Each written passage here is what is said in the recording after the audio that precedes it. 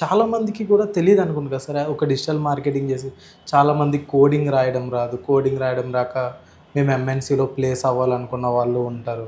So వాళ్ళకి కూడా ఈ డిజిటల్ మార్కెటింగ్ అనేది చాలా హెల్ప్ఫుల్ అవుతుంది. చాలా హెల్ప్ఫుల్ అండ్ చాలా easy to understand and implement. ఇప్పుడు for example digital marketing best part ఏంటంటే, కోడింగ్ ఎగ్జాంపుల్ తీసుకుందాం. మీరు జావా కోర్స్ చేశారు, చేసిన తర్వాత మీరు మ్యాక్సిమం ఏం చేయగలుగుతారు, ఒక కంపెనీలో యాజ్ అ ఫ్రెషర్ జాబ్ చేయగలుగుతారు, అంతే కదా.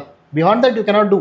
కానీ డిజిటల్ మార్కెటింగ్లో అడ్వాంటేజ్ అంతే, once you complete your 2 months course or 3 months course, ఇమీడియట్గా you can apply for a job and 2 to 3 monthsలో you can crack a job by your own. First thing.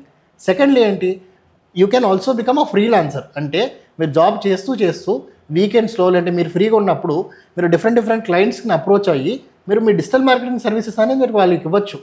ఫ్రీలాన్సర్గా ఇక్కడ ఉంది, మీరు జాబ్ చేస్తున్నారు, మీ పేరెంట్స్కి కానీ లేదంటే మీరు సొంతంగా ఫ్యూచర్లో ఎప్పుడైనా బిజినెస్ స్టార్ట్ చేసినప్పుడు ఇక్కడ ఈ డిజిటల్ మార్కెటింగ్ ఎక్స్పీరియన్స్ అక్కడ హెల్ప్ అవుతుంది. సో ఒక బిజినెస్ ఆర్గానిక్గా గ్రో అయ్యి 20 years పడితే ఆ 20 years పేరు వాళ్ళకి ఏదైతే ఉందో అది వితిన్ ఫ్రాక్షన్ ఆఫ్ 1.5 yearలో మీరు అంత రేంజ్కి వెళ్ళిపోవచ్చు అనమాట.